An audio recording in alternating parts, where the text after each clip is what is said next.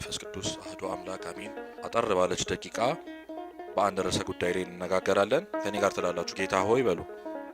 መቅጃ ሁላችሁም እያላችሁ ጌታ ሆይ መቅጃ የለህም፣ ጉድጓዱም ጥልቅ ነው በሉ እንጂ ጉድጓዱም ጥልቅ ነው። እንግዲህ የሕይወትን ውሃ ከወዴት ታገኛለህ? አዎ ይህንን ቃል የምናገኘው ዮሐንስ ወንጌል ምዕራፍ 4 ቁጥር 11 ላይ ነው። ዮሐንስ ወንጌል ምዕራፍ 4 ሲነሳ እንግዲህ መታቆት የሚነሳው የሳምራዊቷን ሴት ታሪክ ነው። ይህንን ታሪክ የማያውቅ ያልሰማ ሰው አለ ብዬ አላስብም። ለትምህርታችን እንዲሆንን ግን ከላይ ከፍ ብዬ ክፍለ ንባቡን አነብላችኋለሁ። በሰማርያም ሊያልፍ ግድ ሆነበት። ስለዚህ ያዕቆብ ለልጁ ዮሴፍ በሰጠው ስፍራ አጠገብ ወደምትሆን ሲካር ወደምትባል የሰማርያ ከተማ መጣ። በዚያም የያዕቆብ ጉድጓድ ነበረ። ኢየሱስም መንገድ ከመሄድ ደግሞ በጉድጓድ አጠገብ እንዲህ ተቀመጠ። ጊዜውም 6 ሰዓት ያህል ነበር። ከሰማርያ አንዲት ሴት ውሃ ልትቀዳ መጣች። ኢየሱስም ውሃ ጠጭኝ አላት። ደቀ መዛሙርቱ ምግብ ሊገዙ ወደ ከተማዋ ሄደው ነበርና። ስለዚህ ሳምራዊቲቱ አንተ የይሁዳ ሰው ስትሆን ሳምራዊት ሴት ከመሆን ከኔ መጠጥ እንዴት ትለምናለህ? አለችው። አይሁድ ከሳምራውያን ጋር አይተባበሩም ነበርና። ኢየሱስም መልሶ የእግዚአብሔርን ስጦታና ውሃ ጠጭኝ የሚልሽ ማን መሆኑስ ብታውቂ አንቺ ትለምኚው ነበር፣ የሕይወትም ውሃ ይሰጥሽ ነበር አላት። ሴቲቱም ጌታ ሆይ መቅጃ የለህም፣ ጉድጓዱም ጥልቅ ነው። እንግዲህ የሕይወትን ውሃ ከወዴት ታገኛለህ? አለችው። ስለ ቃሉ አምላካችን የእግዚአብሔር ስም የተመሰገነ ይሁን። እንግዲህ ይህንን ወንጌል የምናገኘው ዮሐንስ ወንጌል ምዕራፍ 4 ላይ ነው። ቅድም እንዳልኳችሁ ሳምራዊቷ ሴት እጅግ በጣም የተሰበረች ያዘነች፣ ክርስቶስ ስለሷ ብዙ ያለላት፣ ብዙ ሊቃውንት ስለሷ የተረጎሙላት፣ ብዙ ትምህርት የተማርንባት ትልቅ ሴት ናት። ድንቅ ታሪክ ያላት ሴት ናት። ዛሬ ግን አጠር ባለች ደቂቃ እግዚአብሔር በፈቀደልን መልኩ እንማማራለን። እግዚአብሔር እንዲያስተምረን እንዲመክረን የሱ መልካም ፍቃድ ይሆንልን። እንግዲህ በሰማርያ ሊያልፍ ግድ ሆነበት የሚለውን ቃል ስናነሳ ክርስቶስ ከነበረበት ወደ ገሊላ ወይም ወደ ኢየሩሳሌም ሲሄድ ግዴታ ጂኦግራፊካሊ ቦታው ስለሚያሳስበው ስለሚያስገድደው በሰማርያ ማለፍ ግድ ነበር ለሱ። ምን ማለት ነው? ለምሳሌ እንደ ምሳሌ ከሜክሲኮ ተነስተን ወይ አያት ለመሄድ ወይ የሆነ ቦታ ለመሄድ ግዴታ በመገናኛ ማለፍ አለብን ወይ ሌላ መንገድ የለም ብላችሁ አስቡት። ግዴታ በሰማርያ ማለፍ ግድ ነበረበት። ሰማርያ ነክቶ ማለፍ ነበር። በዛ ጠራራ ፀሐይ በረሃማ በሆነችው በዛ እስራኤል ላይ በዛ ሊያልፍ ግድ ሆነበት ይላል። ሌላ ሁለተኛው ግድ የሆነበትን ምክንያት ወደ በኋላ አስረዳችኋለሁ። በሰማርያ ሊያልፍ ግድ ሆነባቸው ሰዓቱ እጅግ በጣም ቀትር ነው። 6 ሰዓት የ6 ሰዓት ፀሐይ ለዛውም በረሃማ በሆነ ቦታ ጥላ በሌለበት ቦታ ምን ያህል ልብን እንደሚያሞቅ ራስን እንደሚመታ ታውቃላችሁ። በዛ ሰዓት ያዕቆብ የሰራው የውሃ ጉድጓድ አጠገብ ላይ ክርስቶስ ተቀመጠ። ደቀ መዛሙርቱ ግን ምግብና መጠጥ እንገዛለን ብለው እሱን ትተውት ሄዱ። ክርስቶስ የተቀመጠው ስለደከመው ብቻ አልነበረም። እንግዲህ በእግዚአብሔር አሰራር ውስጥ አጋጣሚ የሚባል ነገር እንደሌለ ታውቃላችሁ ምእመናን። በየትኛውም መንገድ ክርስቶስ አጋጣሚን የሚጠቀም አምላክ አይደለም። ሁሉም ነገር የታሰበበት ነው። የሰው ልጅ ነፍስ ለመመለስ እኛን ለማስተማር እያንዳንዷ ነገር ኮንሲደንስ አይደለም፣ አጋጣሚ አይደለም። ክርስቶስ አስቦ አቅዶ የሚያደርጋቸው በዛ የውሃ ጉድጓድ ላይ መቀመጡ ለዛውም በ6 ሰዓት ላይ የታቀደበት ነገር ነበር። ምክንያቱም አንዲት የሰማርያ ሴት ውሃ ልትቀዳ በ6 ሰዓት ወዴት መጣች? ወደዛ የውሃ ጉድጓድ መጣች። እንግዲህ እናቶችን አባቶች እንዳስተማሩን ታውቃላችሁ በ6 ሰዓት ውሃ ይቀዳም አይደል? ይቀዳል። ምእመናን ከኔ ጋር ናችሁ? ምእመናን ከኔ ጋር ናችሁ? እግዚአብሔር ከኛ ጋር ይሁን። በ6 ሰዓት ውሃ ሊቀዳ ይመጣል? አይመጣም። ወፍ ሳይጮ ሳይነጋ ነው እናቶቻችን ውሃ ሊቀዱ ወደ ውሃ ጉድጓድ የሚሄዱት። ይቺ ሴት ግን ማንም ሰው የሌለበትን ሰዓት ጠብቃ በቀትር ማንም ሰው እንዳልኳችሁ በጣም ሞቃታማ ነው። ሰው በዛ ሰዓት አይወጣም፣ ቤቱ ነው የሚቀመጠው፣ ጥላ ላይ ነው የሚያርፈው። እሷ ግን ውሃ ልትቀዳ ወደ ውሃ ጉድጓድ ስንት ሰዓት ትሄድ ነበር? 6 ሰዓት ትሄድ ነበር። ምክንያቷ ምንም አይደለም ምእመናን፣ ስለሚደክማት ጠዋት ስራ ስላለባት አይደለም፣ ሰው የሚባል ነገር ስለማትፈልግ። ይቺ ሴት በማህበረሰቧ በጣም የተገፋች የተጠላች ብዙ ስም ያላት ሴት ናት። የተማረረች እግዚአብሔር ለሷ እንደሌለ ታስብ የነበረች ሴት ናት። ብዙ ባሎች የሞቱባት ገፊ የተባለች አንቺን ያገባ ካንቺ ጋር የሆነ ሁሉ ይሞታል፣ ሞት ካንቺ ጋር ነው እየተባለች በጣም የምትወቀስ ሴት ነበረች። የሰውን አይን ማየት የመረራት ከሰው ጋር መቀላቀል የከበዳት ሴት ናት። ታውቃላችሁ እኛ ማህበረሰብ ትንሽ ነገር መያዝ ነው የሚፈልገው። ትንሽ ነገር ስም ለማውጣት እኛን ለመውቀስ ምን ያህል የሚፈጥን ጎረቤት እንዳለን ታውቃላችሁ። በደጉ ጊዜ አብረውን የነበሩ ሰዎች በሐዘናችን በስብራታችን ጊዜ ግን አብረው አይሆኑ። በዚህ ሁሉ ጊዜ ግን ከሰዎች የምንሸሽበትን ሰዓት ጠብቆ አብሮን የሚሆነው ማን ነው? ታማኝ ወዳጃችን ክርስቶስ ነው። አያችሁ ሰው የለም ብላ የምታስብበት ጉድጓድ ላይ ጠበቃት ክርስቶስ። ያለ ወትሯ በ6 ሰዓት ስትሄድ ከዚህ ቀደም ሰው ኖሮ የማያውቅበት የያዕቆብ የውሃ ጉድጓድ ዛሬ ግን አንድ ሰው ቁጭ ብሎ አየች። ያ ሰው ማን ነው? ፍጹም ሰው ፍጹም አምላክ የሆነው ክርስቶስ እግዚአብሔር። ተደናግጣለች፣ ግን ምንም አላለችው። ሄዳ ውሃዋን መቅዳት ስትጀምር ክርስቶስ እንግዲህ እንዴት ነሽ ሰላም ነሽ ወይ ብሎ አይደለም የጀመረው፣ በልመናን የጀመረው። ውሃ አጠጪኝ ብሎ። እስኪ ውሃ አጠጪኝ በሉ። ይሄን ያለው ማን ነው? እግዚአብሔር እኮ ነው። ውሃን የፈጠረው ክርስቶስ ከአንዲት ምስኪን ሴት፣ ሰው ከገፋት፣ ሰው ወደ ራሱ ከማያቀላቅላት ከዚች ምስኪን ሴት፣ ሰውን ሸሽታ ከመጣችሁ ከዚች ምስኪን ሴት ምን አጠጪኝ አለ? ውሃ አጠጪኝ ብሎ ለመናት። እንዴት ነሽ? እኔ የሚመሰከርልኝ ሰው ሁሉ እየተከተለኝ ያለው፣ ዛሬ እስራኤል ሁሉ ግልብጥ ብሎ ወደ እኔ እየመጣ ያለው፣ ታምራትን እያደረኩ ያለሁት፣ ሙታን ያስነሳው፣ ድውያን እየፈወስኩ ያለሁት ክርስቶስ ነኝ፣ መሲሁ ስትጠብቁኝ የነበረው ብሎ ራሱን አላስተዋወቀ። በኩራት አይደለም የጀመረው አምላካችን፣ ትሁቱ ጌታችን ውሃ አጠጪኝ ብሎ ንግግሩን ጀመረ። ሴቲቱ ውሃ የለኝም አላለችው፣ ምንም አላለችም። በጣም ይገርማችኋል። ተጠምተህ ነው ወይም አላለችው። አይሁድ የምትሆን አንተ ሳምራዊት ከመሆን ከኔ ውሃ እንዴት ትለምናለህ አለችው። ምእመናን አስተውሉ። እንዳልኳችሁ ሰላምታን አይደለም የጀመረው፣ ከልመና ነው የጀመረው። እኔ አይሁዳዊ ነኝ ብሏታል። ታሪኩ ላይ ስታነቡ አይሁዳዊ ነኝ ብሏታል አላለች። እሷ ግን ከማንነት ጀመረች። አንተ አይሁዳዊ ነህ፣ እኔ ደግሞ ሳምራዊ ነን። እንዴት አንተ አይሁዳዊ ሆነ ሳምራዊት ከመሆን ከኔ ውሃ እንዴት ትለምናለህ አለችው። መጽሐፍ ቅዱስ ሳምራዊና አይሁዳን አይተባበሩም ነበርና ይላል። ይህንን ታሪክ መለስ ብለን ስናስበው እስራኤል በባቢሎን ከመገዛቷ ኢየሩሳሌም ከመፍረሷ በፊት ነብዩ ኤርምያስና ሁለቱ ደቀ መዛሙርቱ አቤሜሌክና ባሮክ ኢታሪያን ሙስና ሀለ ኢየሩሳሌም፣ የኢየሩሳሌምን ጥፋት አታሳየን። እስኪ በሉ የኢየሩሳሌምን በሉ ጥፋት ምን አትበለን አታሳየን እያሉ ይለምኑ። ከልባቸው የተነገረ ትንቢት ስላለ የሚያውቁት ነገር ስላለ እንደምትጠፋ ስለሚያውቁ የእሷን ጥፋት ግን አታሳየን እያሉ ከልባቸው ይጸልዩ ነበር። ማን ነው አሁን የሀገሩን ጥፋት ማየት የማይፈልጉ? ማን ነው ቤተክርስቲያኑን ጥፋት ማየት የማይፈልጉ? ሁላችንም ጸሎታችን የግል ነው። እስኪ ቤተክርስቲያንና ካታ ጸሎታችን አታሳየን የእሷን ጥፋት፣ የሀገራችንን ጥፋት፣ የትውልዱን ጥፋት አታሳየን። ኢታሪያን ሙስና ሀለ ኢየሩሳሌም እያሉ መጸለይ ያስፈልጋል። እንዲህ ያሉ ይጸልዩ ነበር።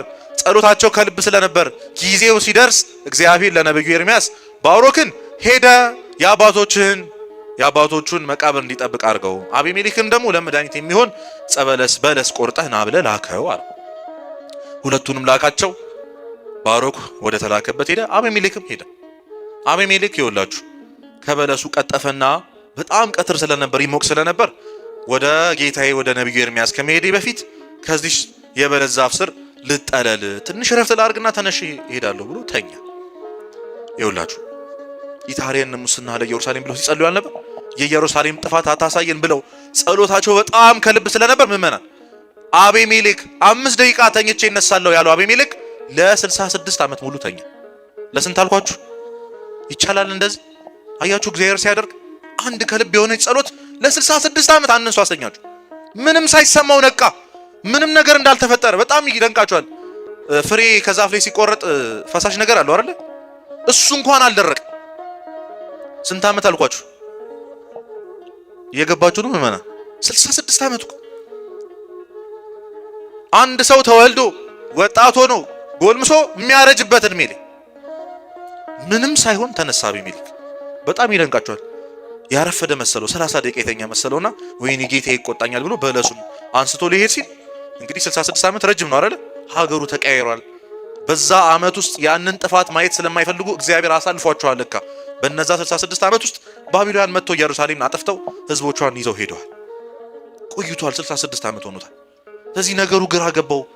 ሀገሩን እንዴት ይወቅ እና በመንገድ ይልቅ ግራ ተጋብቶ የሚመለስበት መንገድ ጠፍቶት የእግዚአብሔር መልአክ በአንድ አዛውንት ሆኖ ተመስሎ መጥቶ ታሪኩን ይነግረዋል። ይሄን ዓመት ሆኖ እኮ እንደው እናንተ ብትሆኑ ምእመናን ታምኑታላችሁ? ይሄንን ሰው 5 ደቂቃ የተኛችሁ መስሏችሁ ስትነሱ ይሄን ነበርክ እስከዛሬ 66 ዓመት ሆናት እኮ ኢየሩሳሌም ስትባሉ እና ምን እንዳልታውቃላችሁ አቤሜሌክ አክብር ገጽ አረጋዊ ስለሚል ነው ኦሪት እንጂ አረጋዊ የመሰለን ሰው ያረጀን ሰው አዛውንት የሆነን ሰው አክብር ብሎ ስለሚያዝ ነው እንጂ እሰድብ ነበር አንተ ሽማግሌ አለው። ብዙዎቻችን እኮ ከመሳደብ ወደ ኋላ የምንለው ሰውየውን አክብረን አይደለም፣ እናቴ ስለሆንሽ ነው እንጂ እንደ ወገሌ ስለሆነ ነው እንጂ ብለን አናውቅም። ሁላችንም ያልሰደብኩ ለዛ ነው አሉ። እነዛ 66 ዓመት ከተቆጠሩ በኋላ እግዚአብሔር ለነብዩ ኤርምያስ ህዝብህን አስለቅቃለሁ በ70 ዓመተ ምህረት ከ4 ዓመት በኋላ። ስለዚህ እነዛ ህዝቦች የተጋቡ ይፋቱ፣ ንብረት ያላቸው ይተዉ፣ ይሄንን ትእዛዝ ግን ያክብሩ አላቸው። ነብዩ ኤርምያስ ሄዶ ነገራቸው። ይሄንን ትእዛዝ ያከበሩም ያላከበሩም ሰዎች አሉ፣ ያልተፋቱ ሰዎች ማለት እና እግዚአብሔር ከዛ ከባቢሎን አውጥቶ ወደሚወርሱት ወደ ኢየሩሳሌም ሲመልሳቸው፣ ወደ ሀገራቸው ሲመልሳቸው እነዛ የእግዚአብሔርን ትእዛዝ ያላከበሩት ሰዎች አይገቡም ተባሉ። እስራኤላውያን እናንተ የእግዚአብሔርን ትእዛዝ አላከበራችሁም፣ ስለዚህ አትገቡም አሏቸው። እንግዲህ እንደዛ ካላችሁን 60 ምናምን ዓመት የኖርንበት ባቢሎን አለ፣ ወደሱ እንመለሳለን ሲሉ ባቢሎናውያን ደግሞ ትታችሁ ሄዳችሁትን ሀገር ምን ብላችሁ ትመለሳላችሁ ብለው ከሁለት ባዶ ሆኑ። እነዚህ ሰዎች ከሁለት ባዶ። አያስፈራም? ከሁለት ባዶ መሆን። ብዙዎቻችን እግዚአብሔርን መከተል እንፈልጋለን፣ ትእዛዛቱን ማክበር እንፈልጋለን። ግን በልባችን ያለውን አሕዛብነት፣ ኃጢአቱን፣ ክፉ ልማዳችንን፣ በተለይ ንብረታችን፣ ሀብታም የመሆን ፍላጎታችን ለእግዚአብሔር ለመተው አንፈልግም። ባቢሎንን ተሸክመው ነው የመጡት እነዚህ ሰዎች። ጣሉ የተባሉትን አልጣሉ፣ የእግዚአብሔርን ትእዛዝ አላከበሩም። ግን ከእስራኤል ጋር እኩል እስራኤልን መውረስ ፈልገው ነበር። አትገቡም አሏቸው። ይኸውላችሁ ዓለም በጣም ብዙ ነገር ቃል ልትገባልን ትችላለች። መኪናውን፣ ንብረቱን፣ ሀብቱን፣ ቤቱን፣ ሁሉ ነገር ቃል ልትገባልን ትችላለች። እግዚአብሔር ደግሞ እሱን ይዘን እንድንከተል አይፈልግም። ሁሉን ትተን ተከተልን አይደል ያለው ቅዱስ ጴጥሮስ። ከኔ ጋር ናችሁ ምእመናን? እግዚአብሔር ከኛ ጋር ይሁን። ሁሉን ትተን ተከተልን። ሐዋርያቱ ከኋላ አንገራገሩም። ኑ ተከተሉኝ ሲላቸው ቆይ የምሰናበተው ቤተሰብ አለ አላሉ። ትዝ አይላችሁም? በወንጌል ሁላችንም እናውቀው አንድ ጥቅስ አለ አይደል? ባለጸጋ መንግስተ ሰማያትን ከሚወርስ ግመል በመርፌ ቀዳዳ ቢያልፍ ይቀላል። ከዛ በፊት ያለውን ታሪክ ብዙዎቻችን አናውቅም። አንድ ሰው ነበር፣ መጣ ባለጸጋው፣ ክርስቶስን ጠየቀው እያስተማረ መንግስተ ሰማያትን ወርስ ዘንድ የእግዚአብሔር መንግስት አገኝ ዘንድ ምን ላድርግ አለው።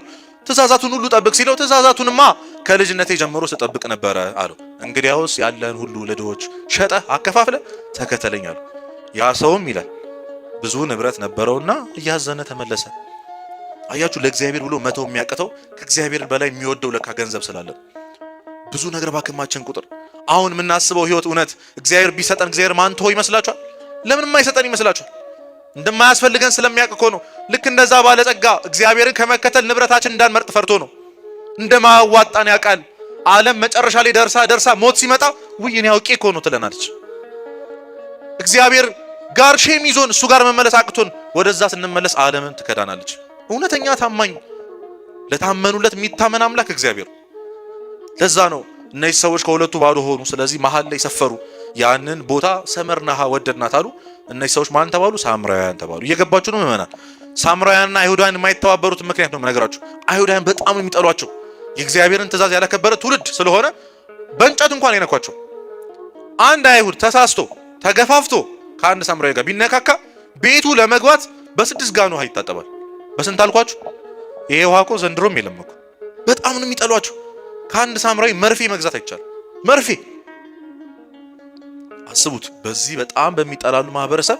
ስለዚህ አንድ አይሁዳዊ አንድን ሳምራዊ ምን አላት? ዛሬ ውሃ ምን በይ። አይሁዳውያን ይወላችሁ አንድን ሳምራዊ ውሃ ጠጭኝ ከሚሉ በጥም ቢሞቱ ይመርጣሉ። በጥም ቢሞቱ ይመርጣሉ። ተሸንፈው ጭራሽ ሊለምኗቸው በፍጹም። ክርስቶስ ግን ያንን ታሪክ ሰበረ። ይህን የትዕቢት የኩራት ታሪክ ሰበረና ራሱን ዝቅ አድርጎ ምን አጠጭኝ አላት። እሱ እኮ ጌታ እኮ ውሃ ጠጭኝ አላት። ለዛ ነው ተደንቃለች። ታዲያ እንዴት አወቀች አይሁዳዊ መሆኑን ካላችሁኝ፣ የመጀመሪያው ባለባበሱ። እስኪ ባለባበሱ በሉ፣ ሁለት ባነጋገሩ በሉ። ስታየው አለባበሱ አይሁዳዊ ነው። ያን የሚያወሩበትን ቋንቋ የሚናገርበት አክሰንት ምናዊ ነው? ምናዊ ነው? አይሁዳዊ ነው ክርስቶስ። ስለዚህ በልብስ ነው የገመተችው ቀድማ። ባነጋገሩ አይታ አንተ አይሁዳዊ ነህ፣ እኔ ደግሞ ምናዊ ነኝ። ሳምራውያንና አይሁዳውያን ደግሞ አይተባበሩም፣ እንዴት ውሃ ትጠይቀኛለህ አለችው። በልብሱ ገመተችው። ብዙዎቻችን በተለይ በዚህ ትውልድ ሰውን ምን ገምተው በልብሱ። ጥሩ ለለበሰ ሰው ያለን አመለካከት ታውቃላችሁ። ትንሽ ያደፈ ደግሞ ራሱን ያልጠበቀ ሰው ስናይ ምእመናን ቦርሳችንን ጠበቅ አላረግንም፣ ሌባ መስሎን ኪሳችንን ጠበቅ አላረግንም፣ ንብረታችንን አልያዝንም፣ ስልካችንን አልሸጎጥንም። ገና ከሩቅ አይተን እግዚአብሔር ይስጥልኝ ለማለት ወይም ደግሞ ለመመጽወት ዝርዝር አልፈለግንም። ልብሳቸውን አይተን ያሉበትን የህይወት ደረጃ የኑሮ ደረጃ አይተን በልብስ ገምተን ገና ከሩቅ የፈርንባቸው ሰዎች አሉ። ከሩቅ የተጠነቀቅናቸው ሰዎች፣ በልብሳቸው ያከበርናቸው፣ በልብሳቸው የናቅናቸው ሰዎች አሉ። ስለነዛ ቀናቶች እውነት እግዚአብሔር ይቅር ይበለን። በልብስ ሰውን ከመገመት እግዚአብሔር ያውጣል። በጣም ጽያፍ ነገር ነው ሰውን ባለባበሱ መገመት። ቀድማ አይተዋለች፣ አይሁዳዊ ናንተ አለችው። ጥሩ ትምህርት የተማረም አይመስለን፣ ጥሩ ንብረት ያለው ጥሩ ህይወት ያለው አይመስለንም። ጥሩ ያለበሰ ሰው በአይናችን ነው የምንፈርደው ቀድመን። ገና የሚናገሩበትን አማርኛ የሚያወሩበትን አክሰንት አይተን ይሄ ሰው ከዚህ ነው የመጣው ብለን አልፈረድንም ማለት አይደል? ይሄ ሰው የከተማ ሰው አይደለም ብለን ያገለልነው ስንት ሰው አለ። ቀድማ ፈረደችበት። ሰው ላይ እንደ መፍረድ ትልቅ ኃጢአት የለም። ምእመናን መፍረድ ማለት በእግዚአብሔር የፍርድ ዙፋን ላይ መቀመጥ ማለት ነው። ክርስቶስን ማስነሳት ነው። ከዙፋኑ ማስነሳት ማለት ነው። ጭራሽ ባይን ስለማናቀው የህይወት ታሪክ አናቆም እኮ ያነሳው አለባበሱን ብቻ አይተን አነጋገሩን ብቻ አይተን ቀድመን የምንፈርድባቸው ሰዎች አሉ። ቀድመን ልንመጸውት የተዘጋጀን ሰዎች እግዚአብሔር ይስጥልኝ ለማለት ዝርዝር አለ ብለናል እኮ። ልብሳቸውን አይተን ሲመጡ ሲቀርቡን ሊያስቸግሩን መስለው ሊጠይቁን መስለውን እግዚአብሔር ይስጥልን ቀድመን ብለናል ሳንጠየቅ። አብዛኞቻችን አሁን የአንድ ሰው መለኪያው ልብስ ከውጭ የሚታይ ነገር መኪና መያዙ ነው ወይ ጥሩ መልበሱ ነው ወይ ጥሩ አለመልበሱ ነው። ክርስቶስ ምን አላት መሰላችሁ? እንዲህ ስትለው እኔ ጋር ትላላችሁ የእግዚአብሔር ስጦታን ብሎ አይ በሉ እንጂ የእግዚአብሔር ስጦታና ውሃ ጠጭኝ የሚልሽ ማን እንደሆነ ብታውቂ አንቺ ውሃ ትለምኚው ነበር። ታውቃለሽ ማን እንደሆነ ይሰው አታውቅ። ቀድማ ፈረደችበት። የእግዚአብሔር ስጦታና ውሃ ጠጭኝ የሚልሽ ማን እንደሆነ ብታውቂ አንቺ ትለምኚው ነበር። የነዳያን ዋጋ ቢገባን ኖሮ እኮ ምእመናን እኛ ነበር እኮ ምን ለምናቸው። ቅዱስ ዮሐንስ አፈወርቅ መጥተህ ቤተ መቅደስ ውስጥ 1000 ሻማ ደርድረህ ልታበራ ትችላለህ። ለእግዚአብሔር ስጦታ ሰጠሁት ብለህ እመነኝ፣ ያን ያበራኸውን ሻማ በር ላይ ዘለህ የመጣው የነዳዩ እንባ ያጠፋብሃል። እየሰማችሁኝ ነው? ከዛሽ በር ላይ ዘለናቸው የመጣናቸው ነዳያን እነሱ ጋር የሌለው ክርስቶስ እዚህ ቤተ መቅደስ አይገኝም። ሰው ውስጥ ያላገኘነው ክርስቶስን የትም አናገኘው። እነሱን ካላገበርን እግዚአብሔርን አናከብርም። እነሱን ከናቅን የምንቀው ማንን ነው? እግዚአብሔርን። ብራብ አብልታችሁኛል ወይ ብጠማ አጠጥታችሁኛል ወይ ይለናል እኮ። ያን ጊዜ ምን ይሉታል? የት ተርበህ አግኝተን የት ተጠምተህ አግኝተን? መቼ ታስረህ ክርስቶስ ሆይ መቼ ታመህ ነው ምን ጠይቅህ? አንተ ምን ሆነ ታውቃለህ? ለነዚህ ለታናሾቻችሁ የምታርጉት ሁሉ ለኔ እንዳረጋችሁ ተቆጥረዋለሁ። እየሰማችሁኝ ነው? አዎ። ስለዚህ ሁሉ ጊዜም ነው የምላችሁ፣ በተለይ የተናቀ ሰው ስናይ፣ በተለይ ዝቅ ያለ መሰለን ሰው ስናይ ክርስቶስ ሊሆን ይችላል። እግዚአብሔር ስለዛ ሰው የእግዚአብሔርን ስጦታ ከዛ ሰው ልንቀበለው የምንችለው አስቡት። ለእግዚአብሔር ብር ማበደር እንዴት ያለ ነገር ነው! ለነዳያን መስጠት ማለት እኮ ለእግዚአብሔር ብር መስጠት እኮ ነው። በሰማይ ቤት መስራት ማለት ነው። መመጽወትን የመሰለ ቅዱስ ዮሐንስ አፈወርቅ እንዴት ያደንቃታል መሰላችሁ? መጽዋት ለእግዚአብሔር ብር መስጠት እግዚአብሔርን ማበደር ማለት ነው። በሰማይ መልሰን የምንቀበለውን ዋጋ ዛሬ በምድር መስጠት ማለት እኮ ነው መመጽወት። እኛ ግን አይመስለንም።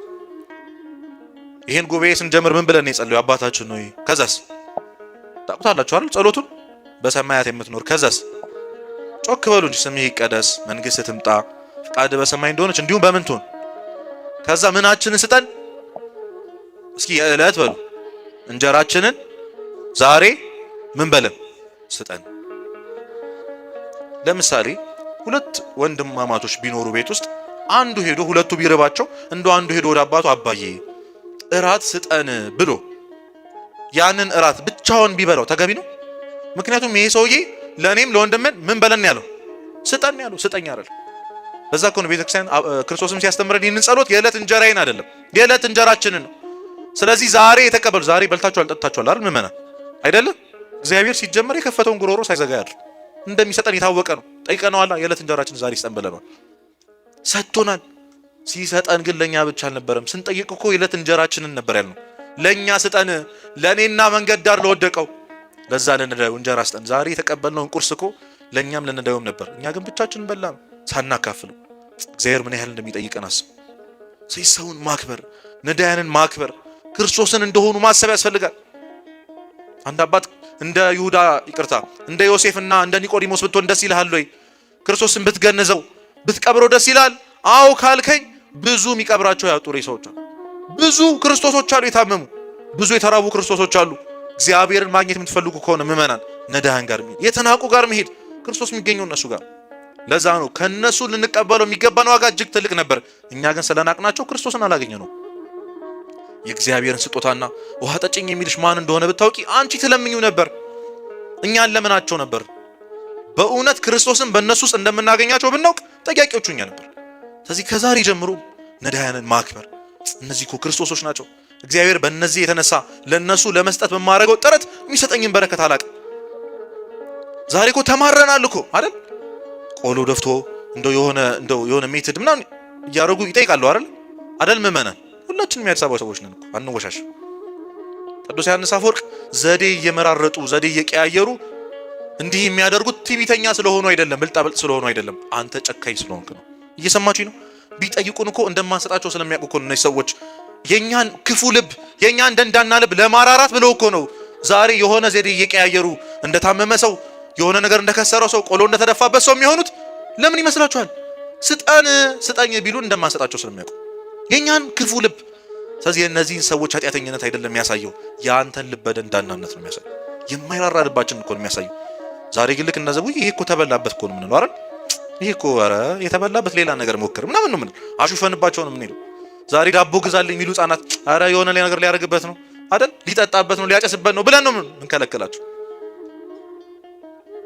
የህይወትን እንጀራ ሊሰጡ ነበር እኮ ክርስቶስ እነዛን ሰዎች ወደኛ ህይወት የላከው የህይወትን ዳቦ ሊሰጠን ነው እኮ ዳቦ ስጠኝ ያሉት። እኛ ግን በቃ ታውቃላችሁ የምናደርገው። እግዚአብሔር እንደው ይቅር ይበለን። ለዛ ነው የእግዚአብሔርን ስጦታ ነበር የምንቀበለው በእነሱ። የእግዚአብሔርን ስጦታና ውሃ ጠጭኝ የሚልሽ ማን እንደሆነ ብታውቂ አንቺ ትለምኙ ነበር አላት። አሁን ይህንን ሲያወራ ይቺ ሳምራዊት ሴት እንግዲህ አሁንም ያለችው ዓለማዊ ጉዳይ ላይ አንቺ ትለምኙ ነበር፣ አንቺ ውሃ ጠጣኝ ትዩ ነበር ሲላት ስታየው እጁ ላይ ምንም ነገር የለም። ርዕሳችን ምን ነበር? ጌታ ሆይ ምን የለህም? መቅጃ የለህም፣ ጉድጓዱ ደግሞ ጥልቅ ነው፣ እንግዲህ የህይወቱን ሀኬት ትሰጠኛለህ አለችው። ውሃ ጠጭኝ ትይ ነበር ሲላት እጁ ላይ ምንም የለም፣ መቅጃ የለም። በእጁ እንዳያጠጣኝ ጉድጓዱ ደግሞ ምንድን ነው? ጥልቅ ነው፣ እንግዲህ ከየት አምጥተህ ልትሰጠኝ ነው አለችው። ይህን ቃል እንግዲህ ስናስብ መቅጃ የተባልነው ምእመናን እኛ ነን። የእግዚአብሔር ቃል በየቀኑ የሚቀዳበት ቅድም እንዳልኳችሁ የዕለት እንጀራችንን ስጠን ዛሬ ብለን የለመንነው እኮ ስለምን በላው ብቻ አይደለም። እንጀራ የተባለው ቃል እግዚአብሔር ነው። ዛሬ ቃል እግዚአብሔር ተመረናን አልተማርንም? ሰጥቶናል። ብዙ ጊዜ እኮ ጠይቃ ነው ሰጥቶን ፊታችንን አዞረን ሄድ ነው እኛን። ዛሬ እኮ ስልካችንን ተጠቅመን ቃል እግዚአብሔር መማር እንችላለን። ድሮ አባቶቻችን በመከራ የሚያገኙትን ቃል እግዚአብሔር ዛሬ ቤት ውስጥ ቁጭ ብለን አልጋችን ላይ ተኝተን መማር እንችላለን። እኛ ግን ምንም አይመስለን። ጠይቀ ነው የዕለት እንጀራ ስጠን ጌታ ሆይ ብለ ነው ስለሚበላውና ስለሚጠጣው ካሰብን ካገኘን በኋላ እኛ ዞር ብለናል። የዕለት እንጀራ ማለት እኮ ቃል እግዚአብሔር ነው። የዕለት እንጀራ ማለት እኮ ስጋና ደሙ ነው። ይኸው ቤተክርስቲያን በየቀኑ ቀድሳ ስጋና ደሙን ትፈትታለች። የሚቀበለው አቶ ግን ይመለሳል። ሊጠይቀውኛል ነበር እኮ ነው የሚለን እግዚአብሔር። እኛ እግዚአብሔር የምንፈልገው ለምንድን ነው? ለምንድን ነው እግዚአብሔር የምንፈልገው? አንድ ምሳሌ አንስቼ ትምህርቴን እንጨርሳለሁ። ማቴዎስ ወንጌል ምዕራፍ 5 ላይ ከኔ ጋር ናችሁ አይደል? ማቴዎስ ወንጌል ምዕራፍ 5 ላይ እንግዲህ የተራራው ስብከት የሚባሉት ምዕራፍ 5 ምዕራፍ 6 እና ምዕራፍ 7 ናቸው። እንግዲህ ያን ጊዜ በጣም ብዙ ህዝብ ተከትሎት ስለነበር ተራራ ላይ ወጥቶ ነው ያስተማረው። የደብረ ዘይት ተራራ ላይ ወጥቶ ነው ያስተማረው እና ትርጓሜያችን የተከተለው የ5 ገበያ ህዝብ ነበር ይላል። የስንት ገበያ ህዝብ?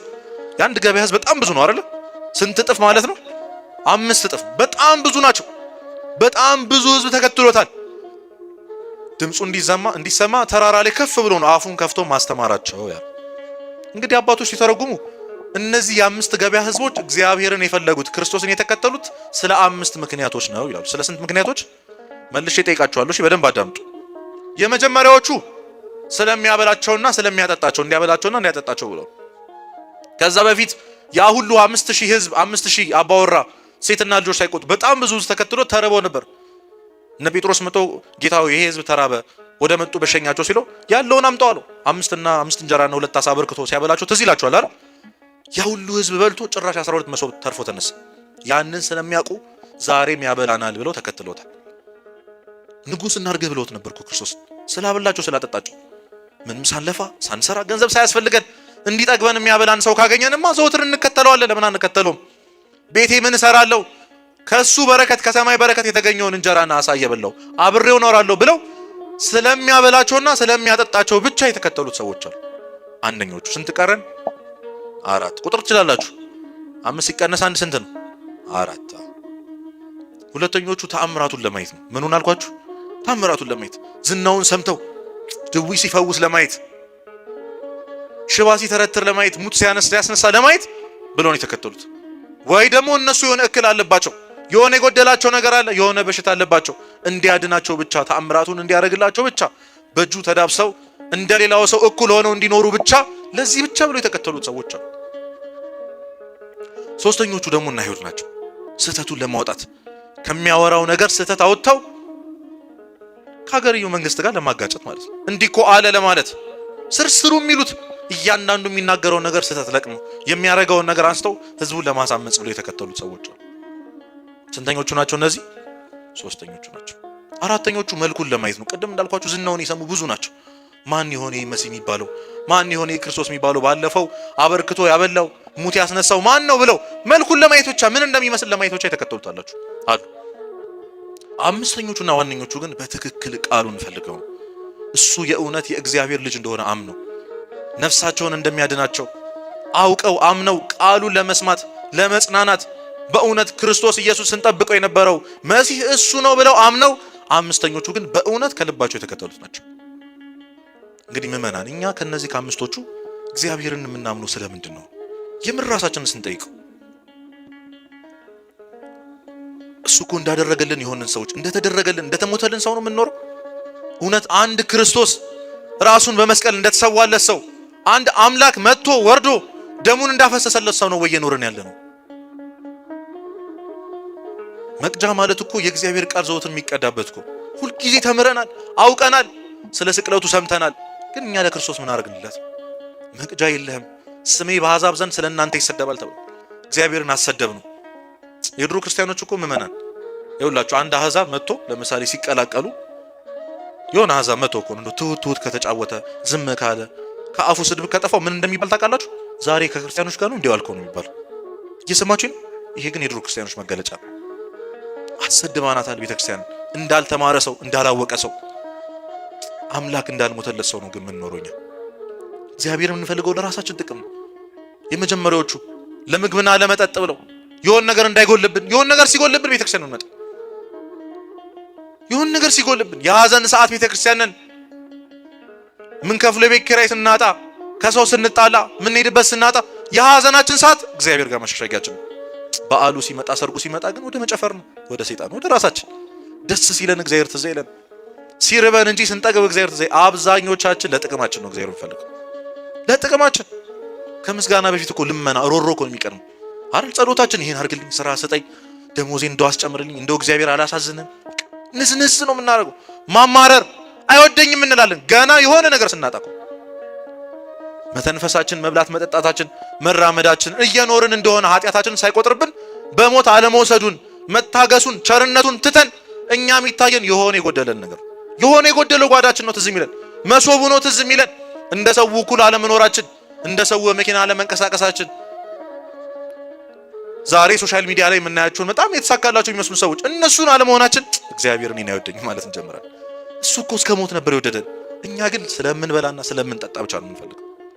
እሱ ማሳያ ደግሞ አንድ ቀን ሲጎለን እግዚአብሔር እንዴት እንዳማረርን ሁላችሁም ታውቃላችሁ። ምን አንድ ቀን ሲያጎልብን እንዴት እንደሆነ ምን ነው ምን አረኩ ብለን እኮና በጣም አጸያፊ ቃል ልንገራችሁ። ምን እንደው ምን በደልኩ አይባልም። እግዚአብሔር እንደዛ ስትሉት ራሱ እየበደላችሁት።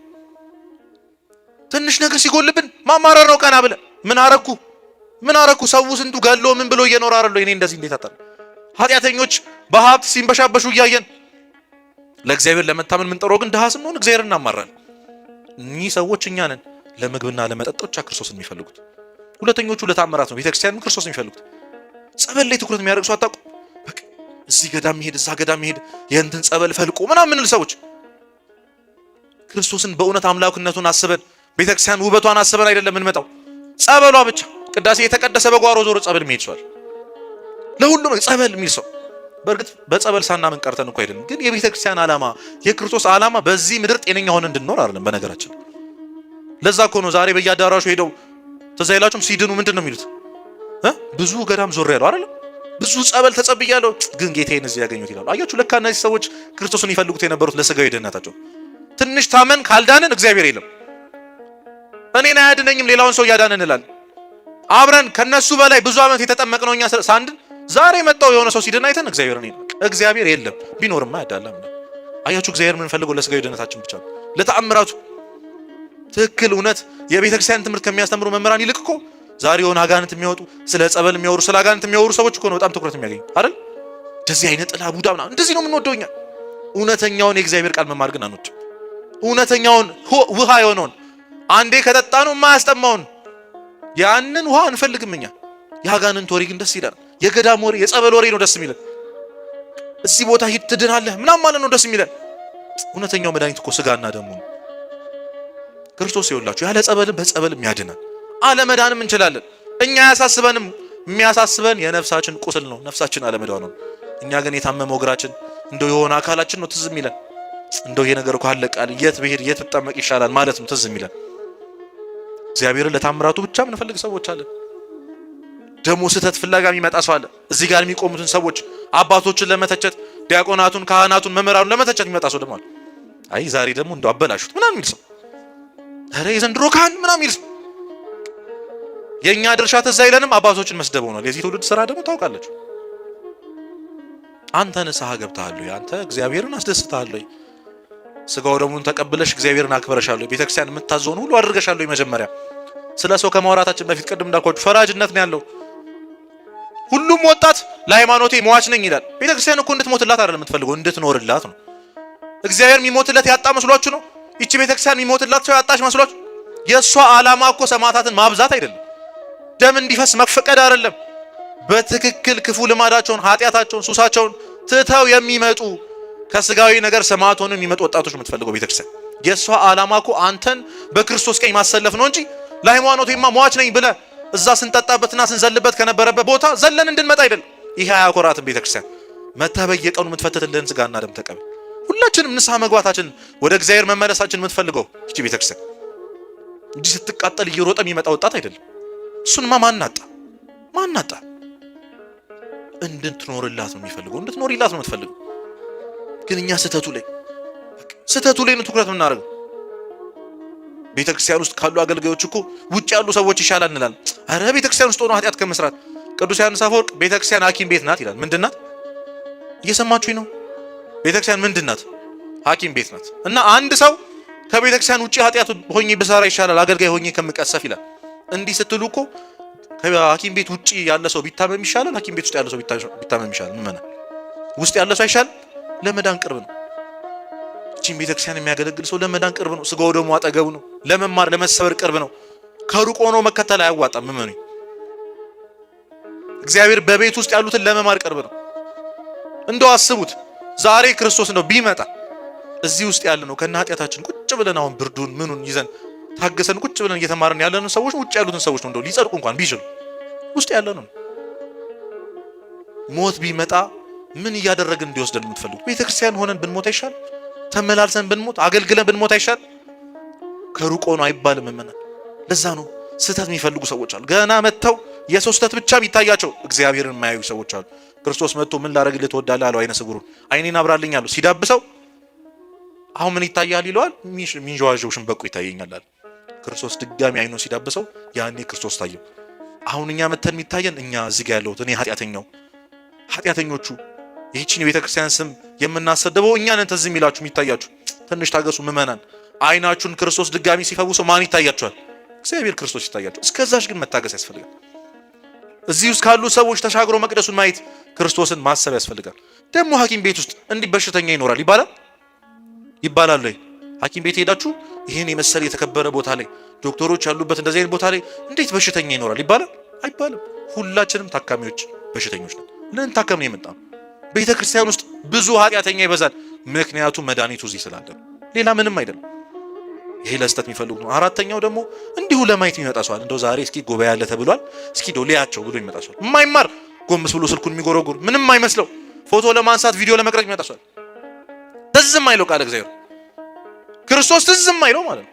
መቅደስ ውስጥ ገብተን ቪዲዮ መቅረጽ ነው ደስ የሚለው ማሳየት ነው። እዚህ ነበርን ለማለት የቤተክርስቲያን ውበቷን ለማየት ማህሌቱ እንዴት ደስ ይላል ለማለት የሚመጣ ሰው ስለ ንስሐ ስለ ስጋው ደሙ ስጠይቁት ምንም አያውቅም። ቤተክርስቲያን ግን በየቀኑ እንመላለሳለን። እንደው እረፍት ይሰጣል ሰላም ይሰጣል ምንል ሰዎች አለን። ወደ መቅደሱ ግን የማንገባ ሰዎች አለን።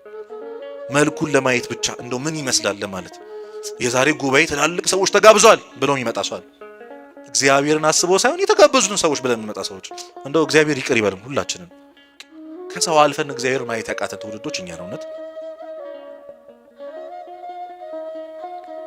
ከተጋበዘ ሰው ይልቅ እግዚአብሔር ትዝም አይልም። ወንበሩ ይሞላል ሰው አለ ሲባል በጣም ዝነኛ ሰው ይመጣል ሲባል ወንበሩ ይሞላል። ምንቀመጥበት እናጣለን። እግዚአብሔር ስንት ጊዜ እንደሳት ነው እኮ እውነት ከእግዚአብሔር ጋር ስንት ጊዜ እንደተዋወድን አይገባንም እኛ። እነዚህ አራተኞቹ ናቸው። አምስተኞቹና እውነተኞቹ ግን በእውነት እግዚአብሔር ምን ሊያስተምረኝ ወዷል ለእግዚአብሔር ብሎ ለመኖር የሚፈልጉ ስጋና ደሙን በየቀኑ የሚራቡ የሚጠሙ ምእመናን ናቸው። ከነዚህ ወገን ያርገን እውነት እና እግዚአብሔርን እውነቴን ነው የምላችሁ።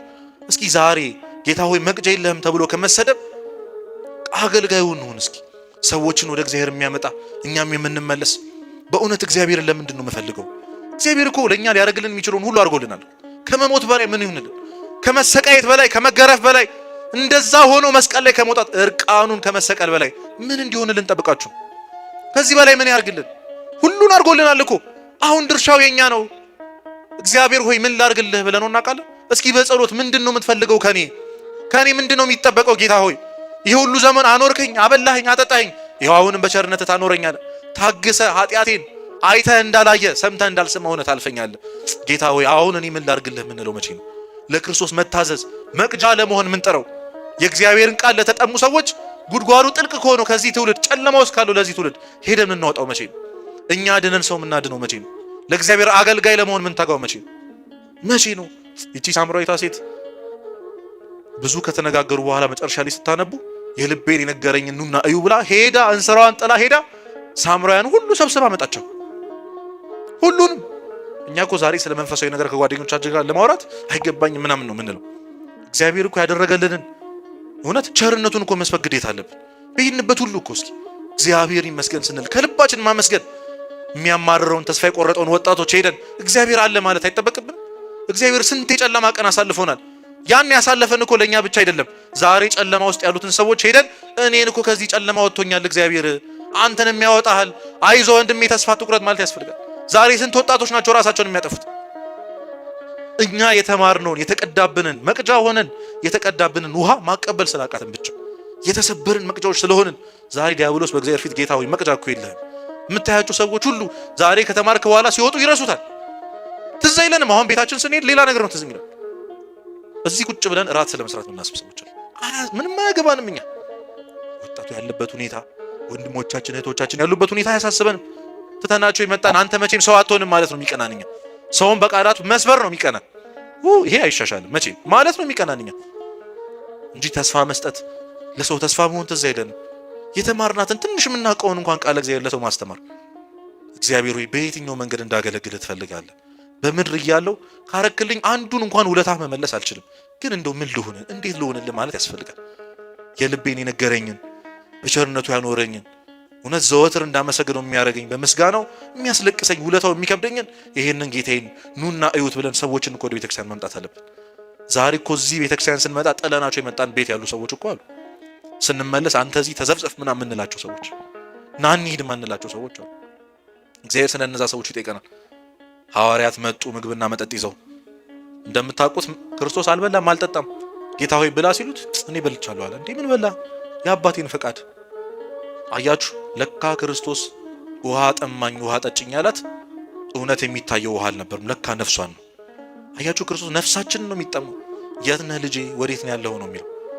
ስጋዬን ቆርሼ ደሜን አፍስሼ እየጠበቅኩ ነው ትላለች ቤተክርስቲያን። እዚህ በየቀኑ ጌታ ቆሞ ይጠብቀናል።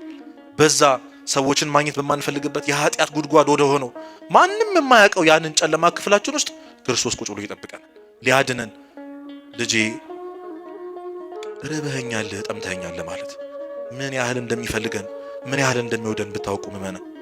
እዛሽ መብራት አጠፍተን መኝታ ቤት ቁጭ ብለን ምን ሰራት ኃጢአት ውስጥ ቁጭ ብሎ ይጠብቀናል። የኃጢአት ጉድጓዳችን ውስጥ ቁጭ ብሎ ይጠብቀናል። ውሃ ጠጣኝ ውሃ ጠጭኝ ይለናል። ሁላችንም ለእግዚአብሔር ብለን ለመኖር ንስሐ ለመግባት ስጋው ደሙን ለመቀበል ከምንም በላይ የጠማውን የኛን የንስሐ እንባ እንድንሰጥ እግዚአብሔር ይርዳን። ወስብሐት ለእግዚአብሔር።